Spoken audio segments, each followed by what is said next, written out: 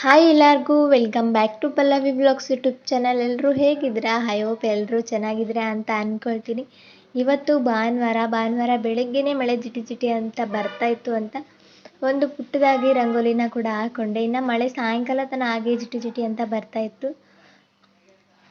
ಒಂದು ಪುಟ್ಟದಾಗಿ ರಂಗೋಲಿನ ಹಾಕ್ಕೊಂಡು ಬೆಲ್ಲದ ಕಾಫಿನ ಮಾಡ್ಕೊಳ್ತಾ ಇದ್ದೀನಿ. ಬೆಲ್ಲದ ಕಾಫಿನ ಮಾಡ್ಕೊಳ್ಳೋದಕ್ಕೆ ಮೊದಲಿಗೆ ಬೆಲ್ಲನ ಚೆನ್ನಾಗಿ ಕರಗಿಸ್ಕೋಬೇಕು. ಹಾಗೆ ಹಾಲನ್ನು ಕೂಡ ಚೆನ್ನಾಗಿ ಕಾಯಿಸ್ಕೊಂಡು ಒಂದು ಕಪ್ಗೆ ಕಾಫಿ ಪೌಡರ್ ಮತ್ತು ಬೆಲ್ಲದ ಪಾನಕ ಹಾಗೆ ಹಾಲನ್ನ ಹಾಕ್ಕೊಂಡು ಚೆನ್ನಾಗಿ ಮಿಕ್ಸ್ ಮಾಡಿಕೊಂಡ್ರೆ ಬೆಲ್ಲದ ಕಾಫಿ ರೆಡಿಯಾಗಿರುತ್ತೆ. ಇನ್ನು ಬ್ರೇಕ್ಫಾಸ್ಟ್ ಮತ್ತು ಲಂಚ್ಗೆ ಅನ್ನ ಟೊಮೆಟೊ ರಸಮ್ನ ಮಾಡ್ಕೊಂಡಿದ್ದೆ. ಬ್ರೇಕ್ಫಾಸ್ಟ್ ಎಲ್ಲ ಮುಗಿಸ್ಕೊಂಡು ಸ್ವಲ್ಪ ಹೊರಗಡೆ ಹೋಗಬೇಕಾಗಿತ್ತು ಅಂತ ಅದು ಹೊರಗಡೆನೂ ಕೂಡ ಹೋಗಿ ಬರೋ ಮುಂದೆ ಸ್ವಲ್ಪ ವೆಜಿಟೇಬಲ್ಸ್ನೂ ಕೂಡ ತೊಗೊಂಡು ಬಂದ್ವಿ. ಈವ್ನಿಂಗ್ ಬಾಗಿಲಿಗೆ ನೀರನ್ನ ಹಾಕಿ ದೀಪನೂ ಕೂಡ ಹಚ್ಕೊಂಡೆ.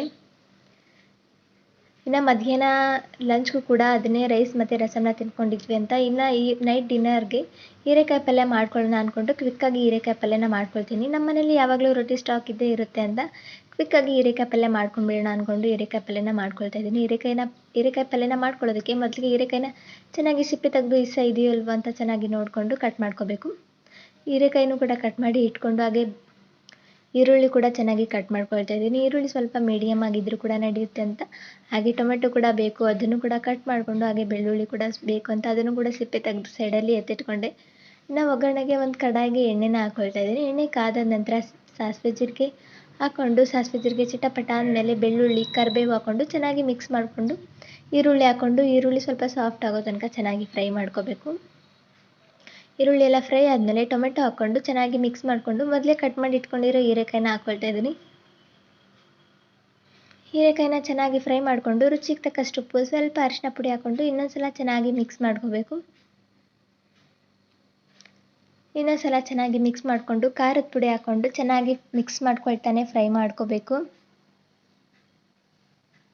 ಈ ಖಾರ ಮತ್ತು ಹೀರೆಕಾಯಿ ಎಲ್ಲ ಚೆನ್ನಾಗಿ ಹೊಂದ್ಕೊಳ್ಳೋ ತನಕ ಚೆನ್ನಾಗಿ ಮಿಕ್ಸ್ ಮಾಡಿಕೊಂಡು ಇದಕ್ಕೆ ಸ್ವಲ್ಪ ಬೆಲ್ಲನ ಹಾಕ್ಕೊಳ್ತಾ ಇದ್ದೀನಿ. ಬೆಲ್ಲ ಹಾಕೋದ್ರಿಂದ ಟೇಸ್ಟ್ ಇದ್ರೆ ಡಬಲ್ ಆಗುತ್ತೆ ಅಂತ ಸ್ವಲ್ಪನೇ ಬೆಲ್ಲ ಹಾಕ್ಕೊಂಡು ಇನ್ನೊಂದ್ಸಲ ಚೆನ್ನಾಗಿ ಮಿಕ್ಸ್ ಮಾಡ್ಕೊಳ್ತಾ ಇದ್ದೀನಿ. ಇನ್ನೊಂದ್ಸಲ ಚೆನ್ನಾಗಿ ಮಿಕ್ಸ್ ಮಾಡಿಕೊಂಡು ಒಂದು ಲಿಡ್ನ ಕ್ಲೋಸ್ ಮಾಡಿ ಒಂದು 5ರಿಂದ 6 ನಿಮಿಷ ನೀರು ಹಾಕ್ದೇ ಬೇಯಿಸ್ಕೊಳ್ತಾ ಇದ್ದೀನಿ.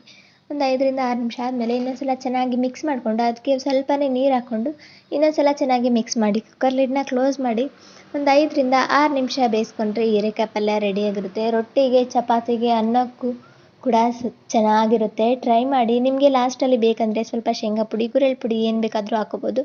ನಾನಿಲ್ಲಿ ಏನೂ ಹಾಕ್ಕೊಳ್ಳಿಲ್ಲ. ಇನ್ನು ಡಿನ್ನರ್ಗೆ ಸಜ್ಜೆ ರೊಟ್ಟಿ, ಹೀರೆಕಾಯಿ ಪಲ್ಯ, ಮುಲ್ಲಂಗಿ, ಹಸಿ ಮುಲ್ಲಂಗಿ ಮತ್ತು ಗುರೆಳ್ಳು ಪುಡಿ. ಹಾಗೆ ರಾತ್ರಿಯೇ ಪಾತ್ರೆನ ತೊಳೆದು ಇಟ್ಕೊಂಡು ಮಲ್ಕೊಂಡ್ಬಿಟ್ಟೆ. ಯಾಕಂದರೆ ನಾಳೆ ಅಮಾವಾಸ್ಯೆ, ಬೇಗ ಎದ್ದು ಪೂಜೆ ಮಾಡ್ಕೊಳ್ಳೋಕ್ಕಾಗುತ್ತೆ ಅಂತ. ಹಾಗೆ ನಾಳೆ ಬೆಳಗ್ಗೆ ಬಿಸಿಬೇಳೆ ಬಾತ್ ಮಾಡೋಣ ಅಂದ್ಕೊಂಡು ಬಟಾಣಿನೂ ಕೂಡ ನೆನೆ ಹಾಕ್ಕೊಂಡು ಹಾಗೆ ಕೌಂಟರ್ ಟಾಪ್ನು ಎಲ್ಲ ಕ್ಲೀನ್ ಮಾಡಿ ಮಲ್ಕೊಂಡೆ. ವಿಡಿಯೋ ಇಷ್ಟ ಆಗಿದ್ರೆ ಲೈಕ್ ಮಾಡಿ, ಶೇರ್ ಮಾಡಿ, ಕಮೆಂಟ್ ಮಾಡಿ, ಸಬ್ಸ್ಕ್ರೈಬ್ ಮಾಡಿ. Thank you for watching.